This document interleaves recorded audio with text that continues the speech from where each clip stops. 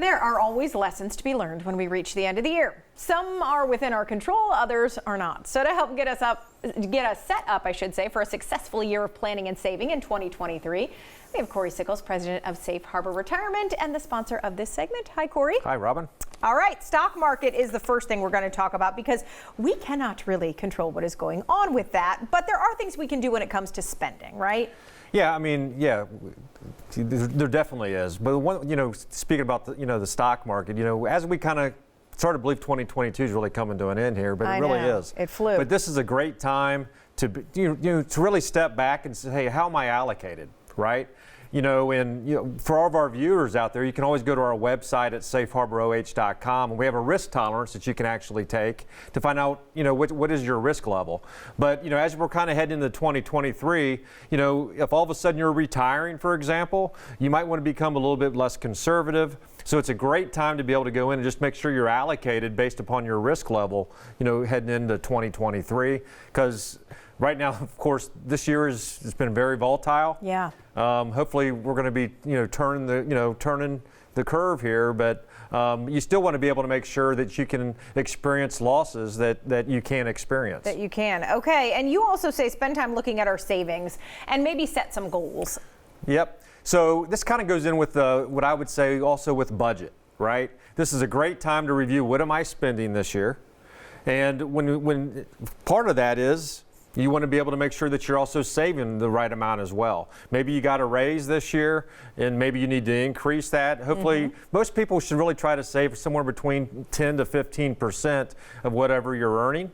So it's great to be able to project whether you're actually saving what you really need to in order to have a successful retirement as well. A big part of so many people's retirements are 401ks, IRAs. What should we be looking at when it comes to those? Any changes? Well, the one thing I would recommend is this. You always want to make sure that if the company matches, you at least have to be putting that amount in.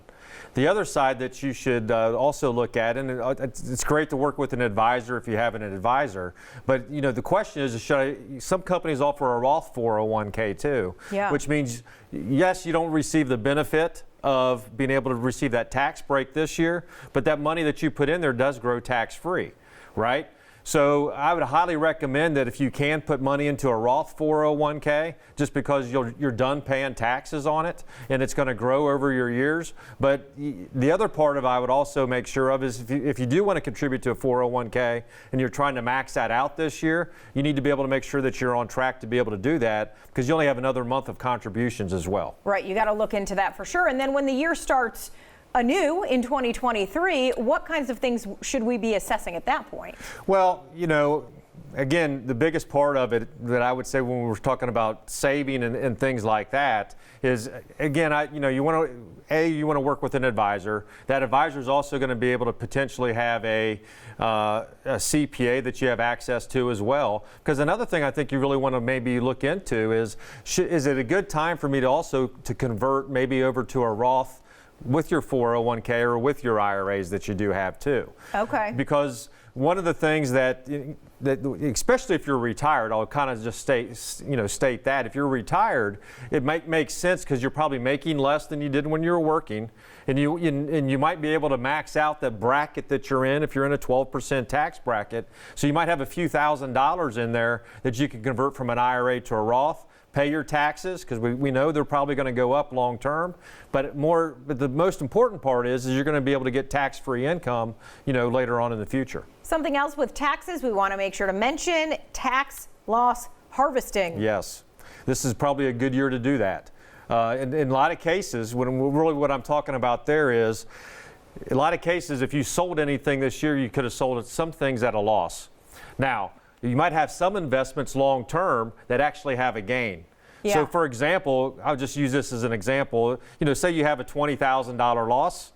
Maybe you have $20,000 worth of gains worth of other assets. So it could be a good time to be able to sell that in order for it to break even from a tax standpoint, so you don't have to pay taxes on that.